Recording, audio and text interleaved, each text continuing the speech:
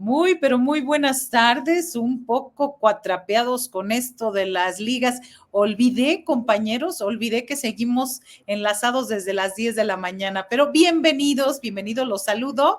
Hola. Tere Rodríguez de la Vega, bienvenida. Hola, Marta Olivia, compañeros, ¿cómo están? Muy bien. Arturo Rodríguez, bienvenido. Buenas tardes, Marta Olivia, Tere, le voy a decir prima, y Arnoldo Cuellar, muy buenas tardes. Pariente. Coahuila, Nuevo León. Y además, pariente y pariente, porque soy Rodríguez de la Vega Cuellar. Mira. Es la mesa de los primos. Como poder judicial estamos. Casi.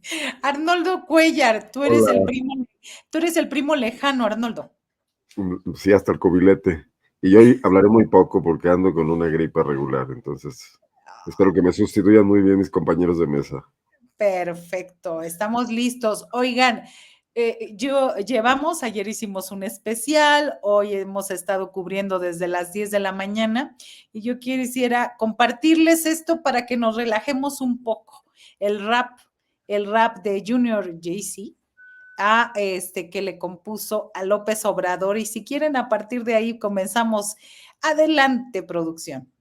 Esta tarde le vamos a dedicar un rap de agradecimiento al señor Andrés Manuel López Obrador, carnal.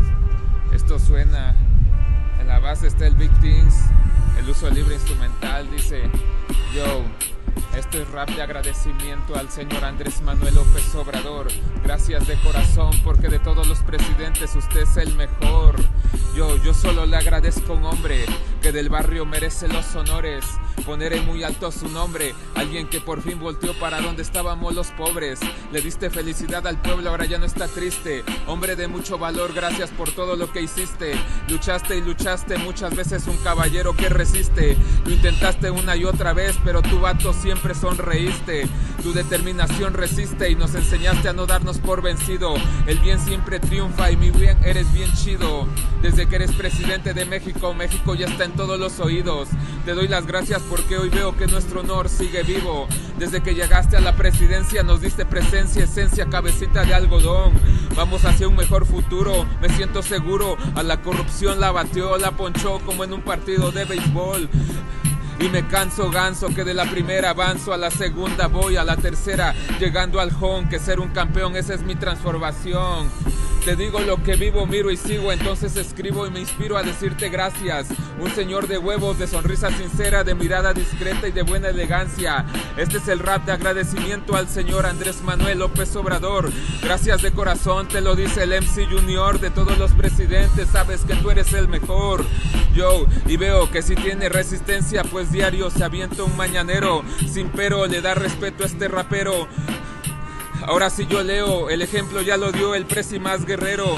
Respeto a su persona, ideales y acciones, a su persistencia y decisiones. Viva México, cabrones, soy un orador, rompe corazones. Usted caminó la vida real, nada de imaginaciones. Conoció a la gente de cerca, conoció el barrio, sabe cuáles son nuestras condiciones. Intenciones buenas, ya se convirtió en un héroe para la nación. Como Zapato, Pancho Villa, están los niños héroes y ahora el viejito que recorrió la milla. Entre los mexicanos siempre su presencia brilla. Nos enseñó de nuevo que a nosotros nadie nos humilla. Yeah, es para toda la banda el rap de agradecimiento al AMLO. De corazón, carnalito, el MC Junior aquí presente, yeah. Pues ahí está el MC Junior, Tere Rodríguez de la Vega. Muy bien. No, bueno, o sea, parece que el día está diseñado para echar la lágrima tendida, ¿no? No, pues mucho cariño por todos lados, creo que se lleva este señor. Mucho cariño, muy espontáneo, muy de abajo. Así en esta combinación de ideales políticos y de postura política y emociones que ha sido el obradorismo, ¿no? Entonces creo que hoy es un día así como muy intenso, difícil pensarlo así con cabeza fría, porque ha estado lleno de símbolos, lleno de afectos,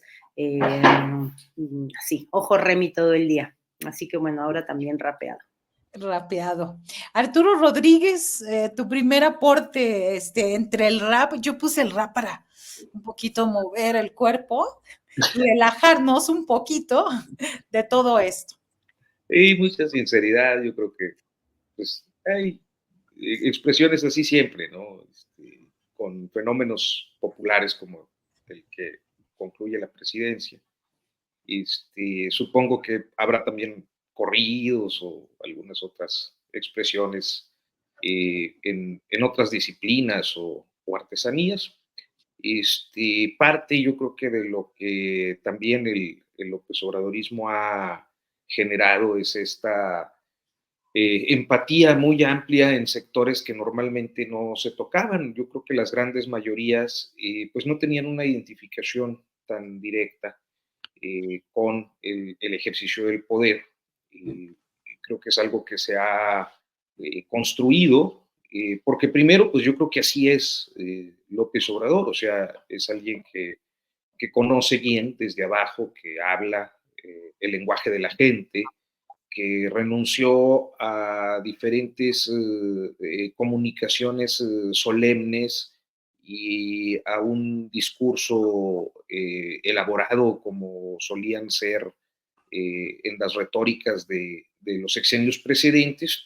Entonces hay una gran identificación y yo creo que también gratitud por la forma en la que se ejecutaron, o sea, se crearon, se ejecutaron y se comunicaron los programas sociales principalmente. Entonces, me parece que va un poco por ahí. Ayer publicábamos un ejercicio de datos, cuáles habían sido las palabras o los vocablos más repetidos, por ejemplo, en la mañanera, y por mucho, estamos hablando de 18,000 expresiones o frecuencias.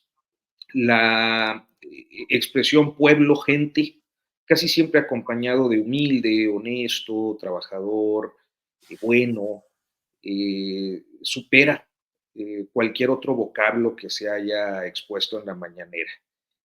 Entonces creo que parte de esa eficacia en la comunicación, pues da como resultado este tipo de expresiones que conectan al pueblo con un político. Bien, Arnoldo Cuellar, si quieres abundar al respecto para ya cerrar el capítulo AMLO, al menos en esta mesa. Decir rápidamente que me parece más sincero el rap que la canción producida de ayer en la mañanera, ¿no? Era más del círculo cercano y bueno, ahí con la letra de Pedro Miguel, etcétera, y Eugenia León, que digo, no que fuera malo, pero este tipo de expresiones me parece que surgen de otra raíz. La popularidad de Andrés Manuel López Obrador es real, está demostrada año tras año, momento tras momento, hasta el final, y eso se va a convertir en un tema político en los próximos meses, quizás incluso en los próximos años, con el que deberá lidiar Claudia Sheinbaum, porque además la clase política morenista lo sabe y hoy lo gritó en el Congreso, porque además ellos han ganado elecciones y han arrasado en muchos estados gracias a la imagen de López Obrador, no a su propio trabajo. O sea, hay políticos que de haber ido por otro partido no hubieran obtenido estos triunfos, no los ha cobijado esta imagen. Y eso genera toda una física del poder que quiero pensar que es el mayor reto de Claudia en lo que viene, ¿no? Sí, definitivamente es parte de lo que se habla. Ahora, las encuestas hablan de una encuesta de Alejandro Moreno publicada en El Financiero, incluso habla de un porcentaje alto comparando a Andrés Manuel López Obrador y a Claudia Sheinbaum, pero creo que era 68, 67, ahí muy, muy parejos. Pero yo quiero preguntarles ahora, vieron el discurso que pronunció, el primer discurso de la presidenta, sus impresiones de la ceremonia y en general, Tere Rodríguez. Creo que es el discurso de Claudia Sheinbaum que a mí me ha impactado más positivamente. Me quedo con el mensaje extendido del Llegamos Todas. Creo que fue muy puntual y muy detallada en dotar de contenido a esto que ha sido como un lema y que desinstala del tema primera mujer presidenta de cualquier deriva o desviación meritocrática, ¿no? No estamos hablando de una presidenta de la que nos han venido a contar cómo su esfuerzo y mérito la llevó a donde está. No estamos ante una presidenta que presume haber roto para todas el techo de cristal, sino que estamos ante una presidenta que está llegando con un discurso muy construido y supongo que muy decidido para este efecto, de llegamos todas, ¿no? Me reconozco heredera no solo de las luchas políticas, y creo que eso fue lo bonito del discurso de hoy, o a mí como feminista, por supuesto, me hace mucho sentido y me caló, no solo herederas del feminismo más explícito y más militante en la arena pública, sino también de nuestras tías que encontraron fortaleza en la soledad, de nuestras hermosas hijas, ¿no? De todas las que nos imaginaron libres y felices. Creo que fue un discurso no solo emotivo, sino políticamente muy potente. Sin quererlo, la respuesta que Claudia da a la demanda misógina de que tome distancia del padre, ¿no? Se le ha exigido por muchas maneras y desde muy distintas corrientes políticas, no tienen necesariamente que ver con lo que políticamente se le exige a Claudia. Desde todos lados le ha llegado la exigencia como de que tome distancia de López Obrador, cosa que nunca se le pediría a un varón, ¿no? Entonces, creo que Claudia ha sido suficientemente clara de que esa distancia política no existe más allá de los estilos personales del gobernar, pero el sello propio de Claudia Sheinbaum me parece que desde la campaña y ahora muy claramente en este discurso, en esta parte fue la que más se extendió, además del reconocimiento a López Obrador, pues el sello propio ya está.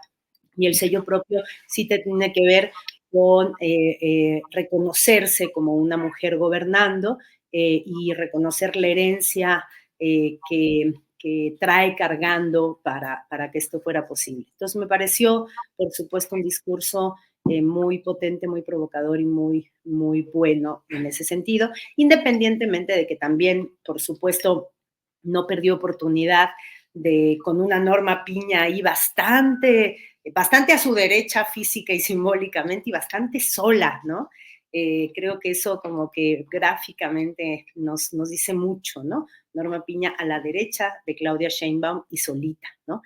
Y el mensaje que da a los trabajadores del Poder Judicial, la ratificación de su convencimiento que de la reforma judicial, el convencimiento que tiene respecto al alcance y contenido de la reforma al Poder Judicial, me parece que es un buen mensaje político a quienes habían estado, incluso desde un aparente claudismo, pidiéndole como distancia a este respecto de esta última decisión de reforma constitucional.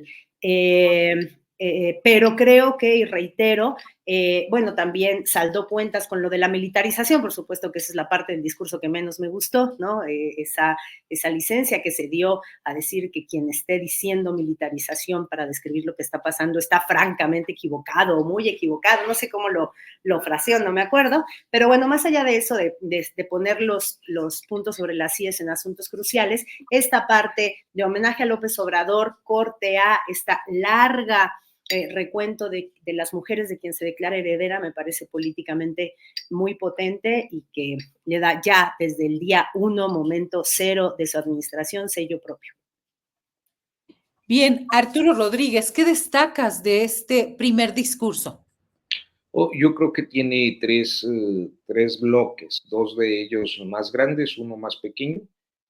El primer bloque tiene que ver con este reconocimiento amplio a López Obrador, a quien todavía a ella misma le cuesta dejar de llamarle presidente, por ahí hay un momento donde ya lo nombra, corrigiendo la expresión, y también de reivindicación de pues, los postulados, los fraseos que sustentan la idea de la cuarta transformación. O sea, es un bloque muy grande donde ella hace un reconocimiento muy, muy personal y muy emotivo sobre el expresidente. Y luego, seguido de este decálogo donde vienen pues todas las frases de López Obradorismo, o muchas de las frases de López Obradorismo, ¿no? Primero los pobres, no puede haber gobierno rico con pueblo pobre, austeridad republicana, etc. Entonces, es este primer gran bloque que me parece que, porque ya he visto críticas, ¿no? Y algunos posicionamientos, sobre todo de de los opositores más recalcitrantes, pero a mí me parece que no es criticable en el sentido de que no hay engaño. O sea, a lo largo de su proceso para llegar a la presidencia de la República, yo creo que Claudia Sheinbaum fue muy clara y muy contundente en decir, continuamos haciendo historia, y que su planteamiento era construir el segundo piso de la Cuarta Transformación, que de hecho lo expresa una vez más en este mensaje inaugural. Hay un segundo bloque que tiene que ver con los compromisos que ella asume para el ejercicio de su gobierno, que me parece que son mayoritariamente muy coincidentes con pues, la continuidad de la que ya se viene hablando. No hay una forma o una expresión que nos oriente a pensar que se desmarca de lo que fue el sexenio precedente, excepto quizás, y solo quizás, en el tema del medio ambiente, que creo que es justo decir, no es la primera vez que lo digo, el presidente López Obrador fue muy descuidado en la materia, entre otras razones, pues por su obstinación en el fortalecimiento de la política energética, que implicó usos de combustible o carbón que ya pues tendrían que estar siendo rebasados. Me parece que ahí Sheinbaum tiene un planteamiento en el que además abunda sobre energías limpias o sobre el tratamiento a los recursos renovables. Y viene este tercer bloque, que es su cierre, creo que es la parte más breve quizás, pero lo suficientemente grande para considerar que es un bloque, donde hace esta reivindicación a la que ya se refería Teresa, de la herencia de las mujeres que han luchado, pero también de las mujeres de abajo, que me parece es un signo distintivo de la narrativa pues más auténtica de la 4T no sé cómo expresarlo, como la más pura de la 4T, del movimiento que gobierna, y que tiene que ver con las mujeres de abajo, ¿no? Con las indígenas, con las campesinas, con las trabajadoras domésticas, con las madres, amas de casa, donde dice llegamos todas, y esto creo que se traduce en políticas públicas que ya está delineando, como el tema del apoyo de la pensión universal para mujeres mayores de 60, entre otras cosas.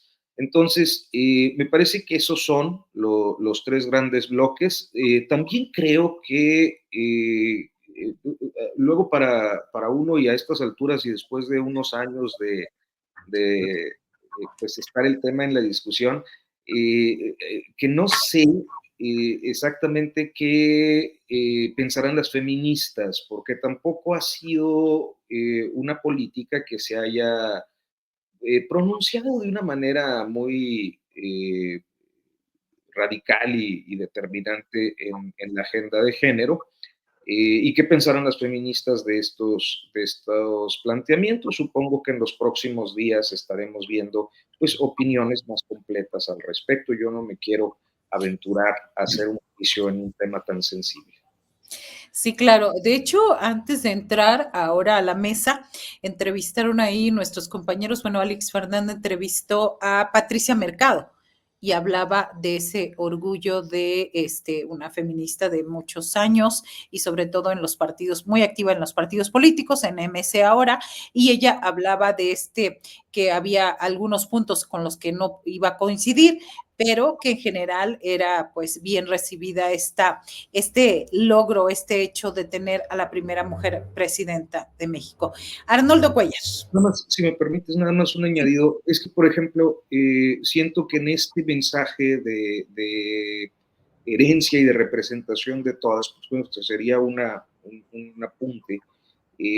No hay mención de la presidenta al hecho de que también son 2 mujeres las que están presidiendo el legislativo y el judicial, por ejemplo. Creo que ese es un apunte nada más para decir que, bueno, sí todas, pero no tanto. Pero bueno, es una apreciación primera. Interesante, interesante. Ahorita, ahora sí que Tere Rodríguez en los apuntes. Arnoldo Cuellar. Antes de entrar al tema, un breve anuncio, porque están pidiendo mucho comentarios sobre Carlos Zamarripa y la terminación de su largo mandato en Guanajuato. Lo dejo para el postrecito, pero que sepan que algo diré. Se me hace que hasta aprovechó el Zamarripa, ¿no? Para hacerlo justamente en el cambio seccional, porque todo el mundo estaba ocupado en otras cosas. Entregó la renuncia el 27 y la gobernadora la dio a conocer al Congreso apenas ayer, pero... Mira, los discursos no dejan de ser eso, ¿no? Son tarjetas de presentación, son estructuras para salvar momentos políticos importantes, para dejar mensajes. No necesariamente son estrictamente lo que después va a ocurrir. Y los políticos lo saben y los periodistas lo sabemos. O sea, hemos pasado mucho tiempo desglosando discursos y pronunciamientos y planes y programas que luego cambian mucho en la práctica. Yo creo que Claudia Sheinbaum tiene que salvar un escollo difícil, que es cómo empezar a captar el enorme conglomerado que es Morena, de corrientes políticas, que hasta ahora su mayor cemento es precisamente pues este ánimo, este culto, esta admiración profunda por este liderazgo carismático de Andrés Manuel López Obrador. Con ello no quiero descalificarlo, pero hay mucho de eso. Desde luego él lo trabaja muchísimo, lo trabaja con su empeño en estar en todo el país cada fin de semana, sus giras previas a ser presidente de la República permanentes, su muy buena capacidad comunicativa, etcétera, la estrategia de la mañanera, pero eso se acabó. Y Claudia Sheinbaum necesita dar ese tránsito. Hoy lo hizo, a mí me parece muy bien, aunque muchos critican haberse planteado como la primera obradorista del país. Creo que no hace falta en este momento ningún tipo de deslinde, pero la realidad va a imponer cosas. Y yo creo que de eso nos hablan mucho ciertas ausencias en el discurso. El país tiene muchos incendios, provienen de temas de inseguridad, provienen de temas de delincuencia organizada, de ausencia de gobierno, de malos gobernadores, de un retiro también de muchas dependencias del gobierno federal que no necesariamente son el ejército, la marina, etcétera, sino dependencias públicas que deberían estar haciendo labores, cuidando bosques, cuidando el medio ambiente, trabajando el tema de agua, de los ríos, etcétera, y que no han hecho su chamba en este gobierno. La parte del discurso feminista, yo creo que si en algo debe traducirse un feminismo militante y activo es en que atraviese las políticas públicas de todo el gobierno con políticas que, bueno, salves, perdón por la redundancia, que sean atravesadas con determinaciones que tengan esa perspectiva de género. Pero el primer gran problema es que en muchos casos no hay políticas públicas, porque el presidente decidió trabajar con el ejército muchos temas que deberían ser de la administración civil y ahí se desestructuraron muchas cosas, ¿no? Además de las aduanas, muchas otras cosas, ¿no? Y de la construcción.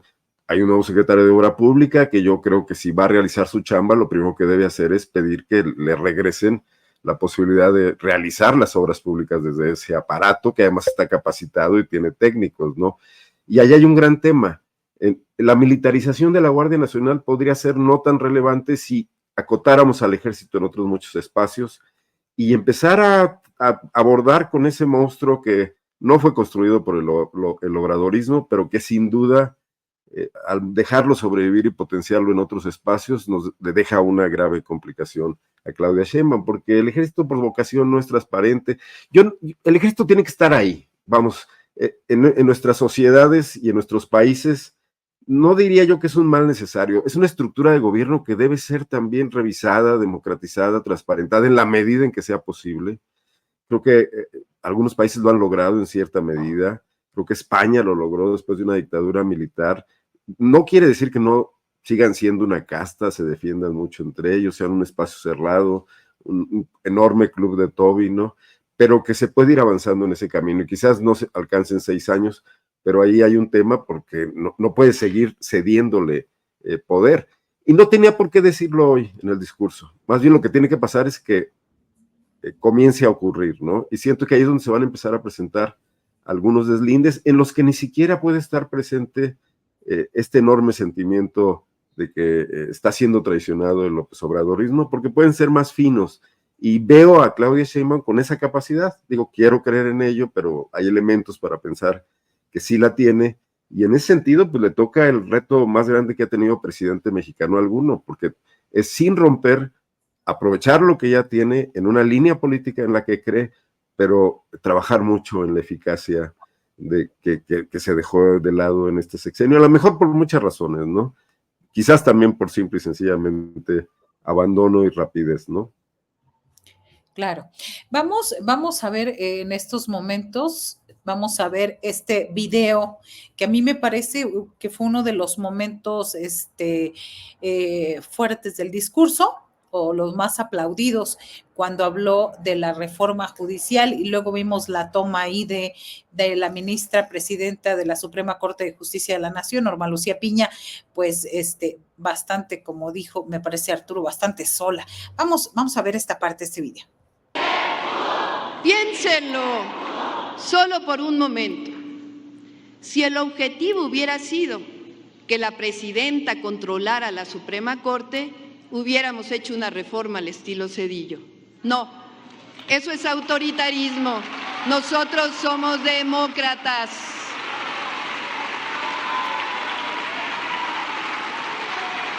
Queremos que se termine la corrupción en el Poder Judicial. Es un proceso en donde habrá una convocatoria única, un comité de selección de candidatas y candidatos para garantizar que cumplan los requisitos. ¿Y quién decidirá? Será la gente, será el pueblo. ¿Cómo va a ser autoritaria una decisión que en esencia es democrática y permite que el pueblo decida? Estoy segura que en unos años todas y todos estaremos convencidos que esta reforma es lo mejor. Bueno, Tere Rodríguez de la Vega, ¿qué opinas?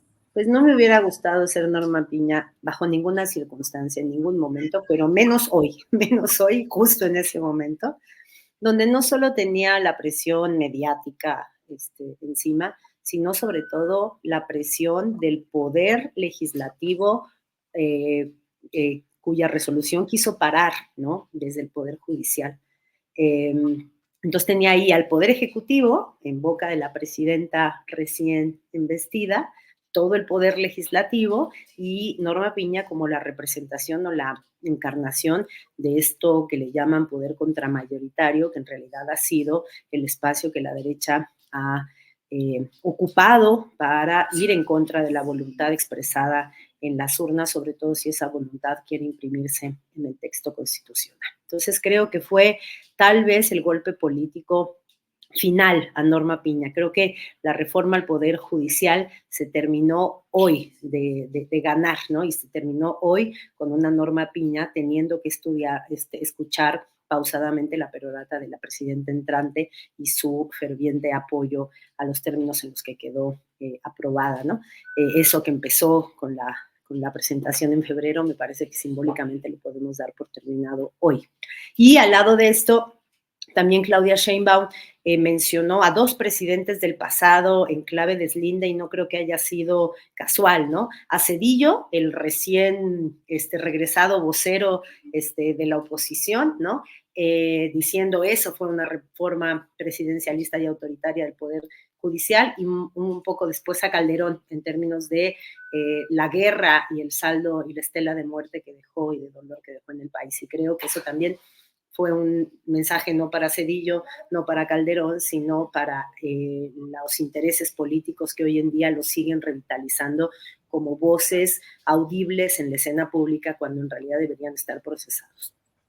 Bien. Estos mensajes en contra de Calderón, hablando del tema de la seguridad, hablando de Zedillo en esta parte de la reforma judicial, y era necesario, Arturo Rodríguez, desde tu punto de vista, establecerlos ahí muy claramente, o no era el momento. Oh, bueno, a ver, yo siento, es mi percepción, que estamos en un tiempo en el que las tradiciones de la política en México están cambiando. O sea, en un contexto regular de un pasado más o menos reciente, creo que habría una condición más republicana. Me parece que la asistencia, por ejemplo, de Norma Piña, su ubicación, pues atienden a eso, a la condición republicana de la representación de los tres poderes, independientemente de lo que está ocurriendo en la discusión pública. Y claro, Sheinbaum, como parte de su planteamiento y de su proyecto, fundado en muy buena medida en esta cuestión que engloba como el Plan C, o que se engloba como el Plan C, pues hace una reivindicación de esa reforma, como también de la de Guardia Nacional. Y en los dos temas que son centrales de ese reformismo, argumenta a partir de las acciones de dos expresidentes del pasado, la de Zedillo con el tema judicial, que hace una reforma donde pues básicamente toma el control de la Suprema Corte, por cierto, con una ministra que ahora pues se ha convertido en una figura importante de la 4T, ¿no? Olga Sánchez Cordero. Y entre otros. Y de Calderón por la diferenciación en materia de seguridad respecto al quehacer o a la reforma que se hace para asignar la Guardia Nacional a la Sedena y la forma en la que Felipe Calderón actuó. El sábado publicaba yo un artículo, quizás es de esos artículos en los que pues no queda uno bien con nadie, ni es el propósito, en el que yo creo que hay una lógica que me parece que sí marca la diferencia de un sexenio a otro. El sexenio de Calderón se caracterizó por el uso irregular de la primera y tercera brigadas de policía militar en operaciones represivas, o sea, ellos estuvieron tanto con Fox como con Calderón, desde el desalojo de Ciudad Universitaria en el 2000 y pasando por Atenco, por Oaxaca de 2006, por Lázaro Cárdenas, Michoacán de 2006, por la extinción de Luz y Fuerza del Centro, por el desalojo de Cananea en 2010, e inclusive el 1 de diciembre de 2012 y en otros momentos, con disfraz de Policía Federal cuando en realidad eran soldados. Estas mismas brigadas se convierten en la génesis de la Guardia Nacional y se les da un marco legal. O sea, a mí me parece que es más transparente y más genuino hacerlo así, sobre todo cuando no hay un antecedente en los últimos 6 años que nos permita asumir como una política de Estado o como una política presidencial la manutención de un proceso represivo en el que estén implicados agentes del Estado de estas fuerzas en particular. Entonces, creo que la diferenciación se hace necesaria para ella en su discurso por la polémica que causan los dos temas. Menciona a otros expresidentes, ¿no? Yo quise llevar la cuenta, creo que más o menos la lleva a Guadalupe Victoria, de manera muy elogiosa, a Madero, a Carranza, a Lázaro Cárdenas y a López Obrador. Y en negativo, pues a estos dos, que ya se mencionaban, y que creo que son empleados para referenciar pues justamente el sustento, la argumentación de las dos reformas que la oposición toma y que a lo mejor no tienen el efecto en la población mexicana que las propias oposiciones quisieran, pero que en el contexto internacional y además en un mensaje donde se cuenta con la presencia de dignatarios extranjeros, pues considero pertinente. Bien, muy bien. Faltó también Benito Juárez, ¿no? Pero bueno, de forma elogiosa, como bien decías, de forma negativa, pues Calderón y Zedillo, me parece, pero muy directo de la estrategia de seguridad y la reforma al Poder Judicial. Arnoldo Cuellar, ¿era el momento, no era el momento? Fíjate que ahorita que están comentando, sí, imagino una fotografía con Ifigenia Martínez, con la presidenta y también con Norma Piña, pero eso me parece que es una utopía o es políticamente incorrecto o al revés, Arnoldo. Pues me parece que no habría que personalizar una situación que es un planteamiento de reforma política profunda donde los personajes son secundarios, ¿no? Yo creo que Norma Piña cometió un error. No, perdón, Arnoldo, perdón. Son mujeres que ocupan, la ministra Piña es la primera vez que hay una ministra mujer también de dos de los tres poderes. O sea, yo me refería a ese valor simbólico. Yo creía que por la pugna que hay, ¿no? No, el valor simbólico, o sea, hubiera sido interesante en una cuestión de, que ahorita nos lo va a abundar más Tere, yo que seguramente es el de las tres mujeres con unas trayectorias impecables en el sentido. Bueno, la de Norma Piña no tanto, ¿no? No, impecables en el sentido de la mujer. Me refería a Ifigenia. Es que es a lo que me refiero. Las mujeres que son políticas deben ser juzgadas políticamente, ¿no? O sea, Norma Piña hizo este tema de convertirse la Corte en un obstáculo político desde el principio, y no me refiero nada más a la reforma, sino cuando empezó a militar activamente en el freno de muchas iniciativas López Obradoristas, donde ya quedaba en segundo término la constitucionalidad y en primer término el freno que desde diversos sectores se pedía a la Cuarta Transformación, independientemente de la calidad o no de sus reformas y de que se discutieran a fondo o no en el Congreso, ¿no?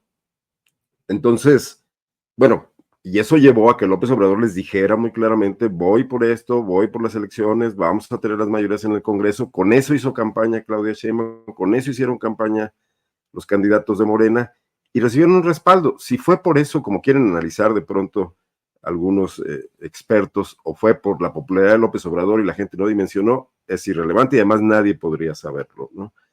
Y ahora está pasando este asunto que vemos, ¿no? Pero yo creo que una vez pasado ese asunto, la cuestión de las personas, sí pienso que pasa a una cuestión secundaria. A mí me pareció bien que estuviera ahí Norma Piña, me pareció bien que la saludara correctamente Claudia Sheinbaum. No la mencionó por su nombre, porque no mencionó por su nombre a nadie, salvo a López Obrador. De todos los demás dijo la institución que encabeza, ¿no?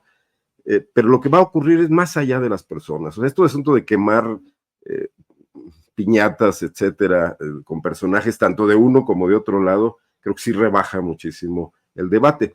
Porque aparte, el tema que está por probarse es que la reforma se implemente de manera correcta. Yo creo que celebrar esta victoria en el legislativo, etcétera, y que hemos discutido mucho cómo fue, y vía la adquisición de un chapulín ahí por malas artes, también queda en el pasado, pero ahora lo que viene es qué va a pasar con la instrumentación de la reforma, y ahí podría revertírsele a Morena muchas cuestiones si verdaderamente se convierte en el caos que muchos anticipan y que lo permite suponer la logística tan complicada que se está prefigurando, ¿no? Y entonces ahí podría venir un rebote y una gran cantidad de pólvora para los opositores al nuevo gobierno, ya sin que esté López Obrador y con la carga esta de que Claudia Sheinbaum está siguiendo simplemente un guión. Entonces me parecería que no habría que estar en eso. El razonamiento que ella da de que si hubiera querido apropiarse de la Corte lo hubiera hecho al estilo Zedillo, que me parece una mención coyuntural importante porque Zedillo acaba de venir y se había opuesto al tema y además con ninguna calidad moral, ¿no? Creo que era el momento y era el lugar, pero ya debe dar paso a otra cosa. O sea, Norma Piña está ahí quizás un tiempo más, representa algo, podría ser ella o un ministro hombre de la misma corriente política que representaría exactamente lo mismo.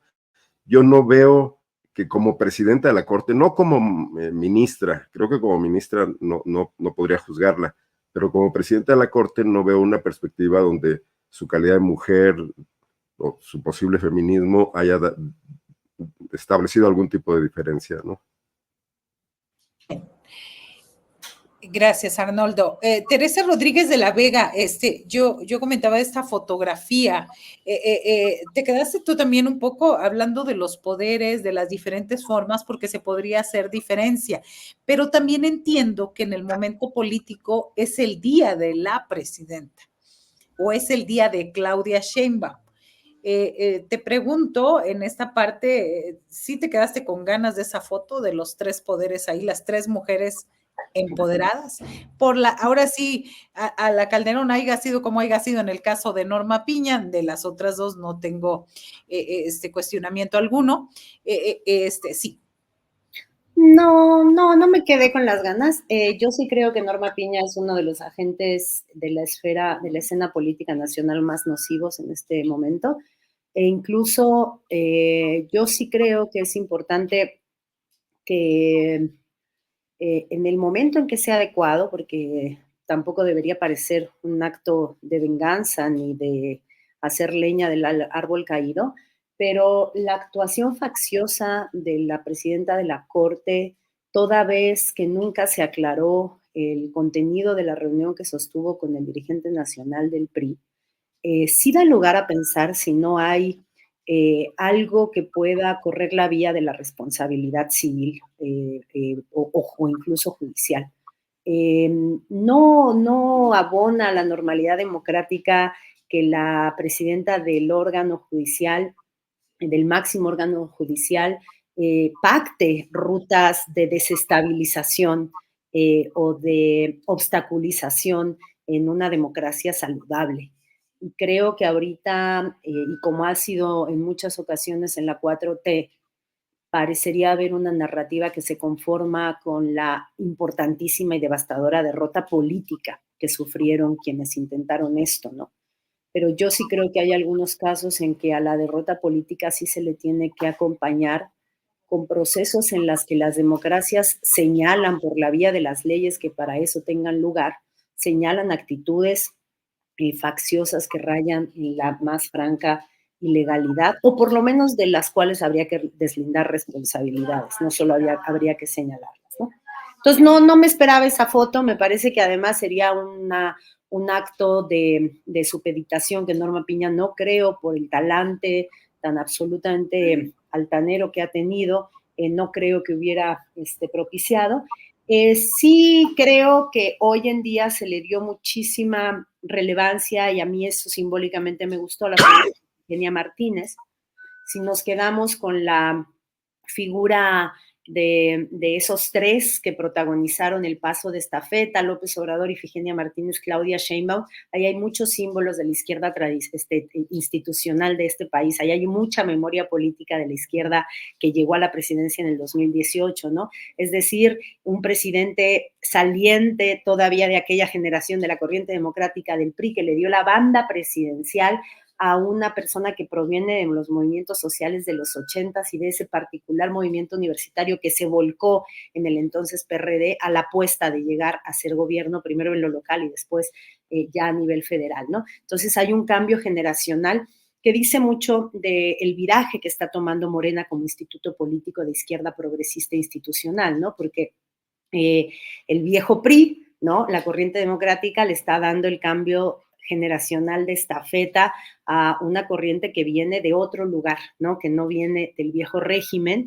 así fuera de su sector democrático, sino que viene de los movimientos sociales y de una tradición franca y explícitamente de izquierda desde siempre, ¿no? Entonces, y que este traspaso estuviera mediado por Ifigenia Martínez, una de las figuras, quizás la figura femenina más importante de aquella corriente del PRI que fundó en el 88 la opción institucional progresista, amparados en ese momento en el cardenismo, creo que estuvo lleno de símbolos y creo que el alto en el camino escénico que hicieron tanto López Obrador como Claudia Sheinbaum en deferencia a Ifigenia, así lo dice y creo que es un buen guiño para la corriente y la tradición y la memoria política de donde abrevan estos 2 personajes. Respecto a Norma Piña, yo creo que a mí la foto, o sea, hoy yo veía la escena en estas tomas extrañamente abiertas que hicieron en la transmisión de TV Nacional, pero esta escena de, digamos, en el 2018, la izquierda progresista institucional llegó y conquistó el poder ejecutivo. Y eso la hizo devenir gobierno, ¿no? Pero solo gobierno, porque el régimen seguía operando en una lógica distinta. Entonces siempre había, ¿y cuál fue la primera manifestación de ese topar con pared, pues la así llamada moratoria legislativa, ¿no? Que era una manera de decir, tú serás gobierno por el tiempo en que logres alcanzar a tener esa mayoría que te impulse al Ejecutivo, pero no serás régimen, es decir, no le vas a cambiar necesariamente o no vas a imprimir tu forma de gobernar al proyecto de nación transeccional, ¿no? ¿Qué es lo que sucede con el Plan C? Pues lo que sucede con el Plan C y con la primera mayoría relativa conquistada en el legislativo, es que Morena, de ganar y ser gobierno, ganar el Ejecutivo y ser gobierno, empezó a avanzar a pasos agigantados hasta a devenir régimen, ¿no? ¿Y cuál era el último escollo que había que librar? El Poder Judicial, porque el Poder Judicial era lo que cuando se conseguía la mayoría legislativa que hace que el sello gobierno se transforme en proyecto de nación transeccional, pues entonces el Poder Judicial llegaba y a veces con algunas razones jurídicas o incluso legítimamente bien construidas y otras de plano con una actitud también de moratoria, pero ahora judicial, ¿no? Cuando no se podía parar por la idea de la moratoria legislativa porque no se necesitaba la mayoría calificada, entonces entraba el Poder Judicial. Con la reforma al Poder Judicial, Morena acaba de consolidarse como régimen transeccional.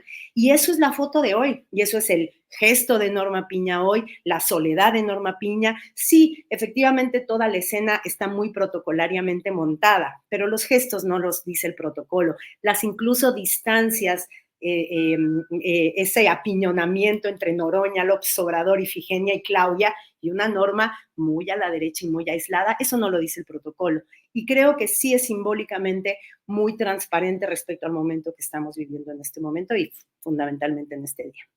Y ahí está, justamente ahí como aparece en esta imagen.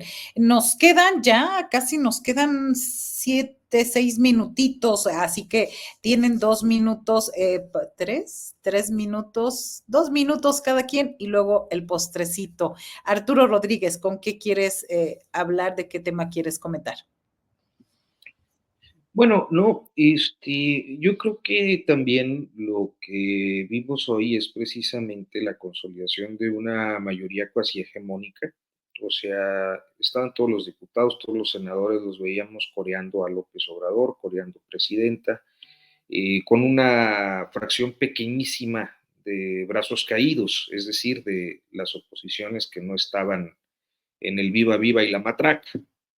Estaban los gobernadores, mayoritariamente de Morena, unos cuantos opositores que, sin embargo, pues no, digamos que tenían la misma actitud de quienes han sido más recalcitrantes. Yo creo que los gobernadores de oposición han estado buscando una proximidad y un diálogo y una relación diferente a la que sostuvieron con el presidente López Obrador, que además no se dejaba, o sea, el presidente nunca fue difícil para abrirse al diálogo con la gente de los partidos de oposición.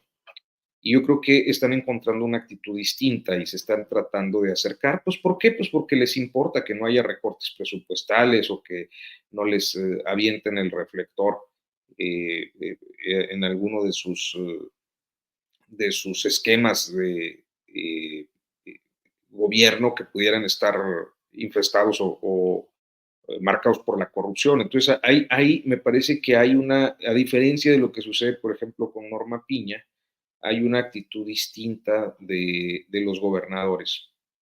Y finalmente, pues es el cuadro de la hegemonía.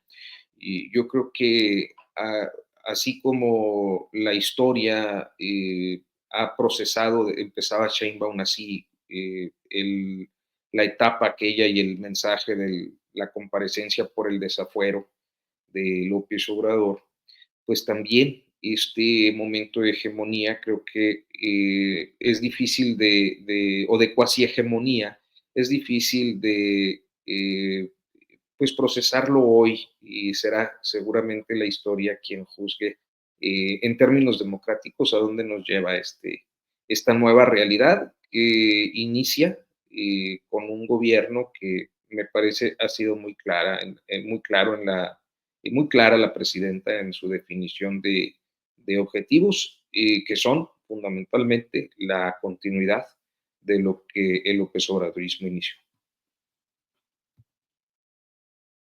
Bien, gracias. Ay, no te quitan. A ver, vamos acá. Arnoldo Cuellar, ¿con qué quieres ir cerrando este tema y esta colaboración?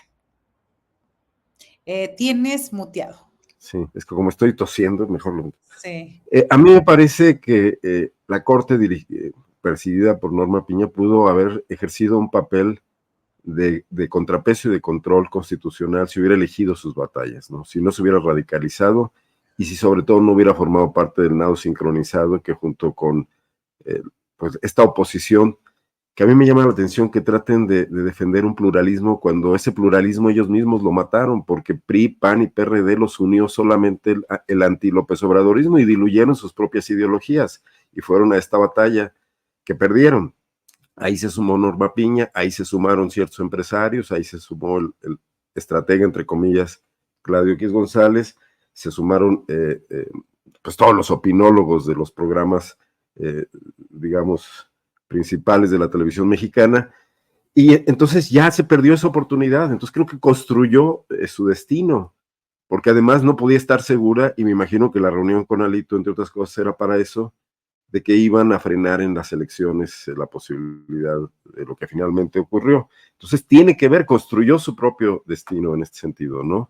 Y me parece que hay una grave responsabilidad también para ella, incluso si resulta problemática, conflictiva o equivocada la reforma que se viene, que todo está por verse, ¿no? Porque ahí serán los hechos los que nos vayan diciendo cómo caminan las cosas y si algo mejora en el sentido del combate a la impunidad y la impartición de justicia en México. Bien. Ahí. Gracias. Quedamos en silencio de pronto. Estamos así como en pausa por esto de estos desfases del internet. ¿Con qué cierras, Tere Rodríguez de la Vega? Yo con un postrecito así, anuncio comercial, porque a colación del ejercicio que hizo Arturo al principio, que me parece muy útil, ahora que todo el mundo anda así como ya en la cruda post-AMLO, hay un motor de búsqueda que diseñó un ex estudiante muy querido de nombre Jesús Suaste, que se llama amlodice.vercel.app, Vercel con C. Si ustedes se meten ahí, es una app, un motor de búsqueda gratuito, que cargó todos los discursos públicos de López Obrador y todas las mañaneras, y ahí pueden hacer pues el ejercicio que ahorita hacía Arturo, ¿no? Búsquedas, ver cuántas veces dijo popular, ver cuántas veces dijo me canso ganso, y ahí pueden como pasar un buen rato si andan muy extrañosos del personaje y sus decires. Muy bien, muchas gracias. Arturo Rodríguez, postrecito de un minutito. No era postrecito ya. No, es el resumen. Si quieres, me puedes ceder tu tiempo, que yo tengo el tema Samarripa y voy a durar más. Adelante, porque ¿sabes qué? El otro día había muchos reclamos de que un día que no sé si fue la pasada, antepasada, que no estaba Arnoldo. Pasaba. Reclamos en el chat de que, ¿por qué no hablábamos de Guanajuato? Ya ves, callan como momias, a ver, en Guanajuato. Entonces, órale a guanajuatizar para que no extrañen. Aprovechando que no está Julio tampoco. Adelante. Bueno, pues sí es un acontecimiento que un personaje que ocupó durante 15 años y medio a la fecha, 16, cuando finalmente opera su renuncia, el puesto político policiaco pues más poderoso de Guanajuato, si no el más importante porque no sirvió de mucho, sí el que ejercía más coerción sobre la sociedad, sobre los propios políticos, sobre los empresarios, y que gracias a eso mantuvo esa permanencia, ¿no? Carlos Samarripa Aguirre, condenado por la gobernadora, desde que era candidata, la gobernadora de Guanajuato, Olivia Denise García Muñoz, a terminar su mandato en una negociación política en la cual el PAN respaldó a Livia García porque si no, venía un problema serio en las elecciones. Pues finalmente cumplió su palabra, entre comillas, un poco a duras penas, y entregó su renuncia, pero con fecha 1 de enero del 2025. Entonces tiene 3 meses todavía por delante. No sé si esto se deba a negociaciones donde todavía hay pataleos.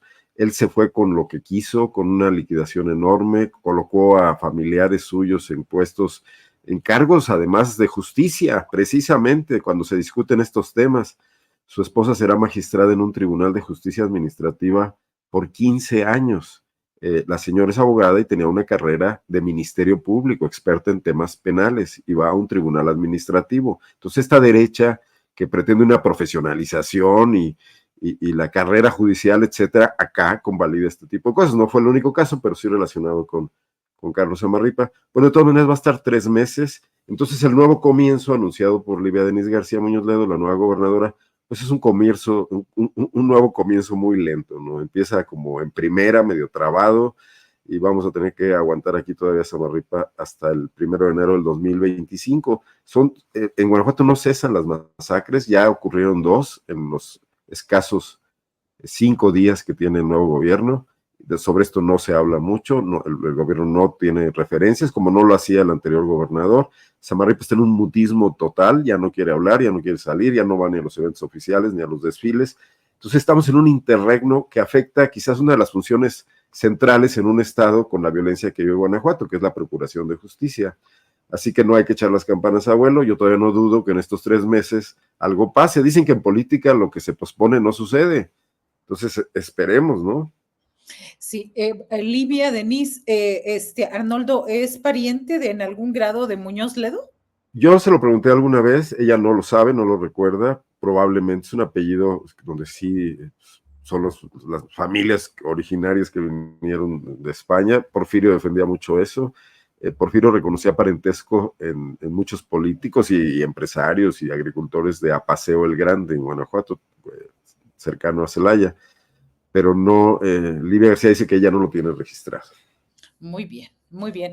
Pues muchas gracias por la oportunidad de estar hoy con ustedes. Gracias, Tere Rodríguez de la Vega, muy buenas tardes. Gracias a ti, Marta Olivia, Arnoldo, Arturo, siempre un placer compartir espacio. Un gusto. Además, verte en nuevos espacios, Tere. Gracias, Arturo Rodríguez. Muchas gracias a ti. Sí, es cierto, es familia fundacional, también como Lazo de la Vega. No me acuerdo si había un marquesado. No me acuerdo si era marquesado o ducado, pero era tú eres nuestro experto en heráldica, mano, así que yo no te discutiré nada en ese sentido. Y son dos grupos familiares muy virreinales. Entonces, luego también hay parientes pobres, ¿no? O sea, cuando las genealogías son tan largas, pues hay unos que ya no ahora sí que como dicen los chavos, ni te topo, güey. Sí. Porque, recordemos, era Porfirio Alejandro Muñoz Ledo y Lazo de la Lazo, todo eso, era Porfirio Muñoz Ledo, nos quedamos con eso. Gracias. Perdón, nada más, pues mucho gusto coincidir, Tere Rodríguez, pariente, Arnoldo Cuellar, pariente, Tere Rodríguez. Primos de acá. Gracias, Arnoldo Cuellar. Muy buenas tardes. Seguimos en tu transmisión y en la de Astillero, aquí en el maratón. Toda la tarde vamos a seguirle. ¡Ánimo! Ayer. Gracias, muy buenas tardes. Saludos.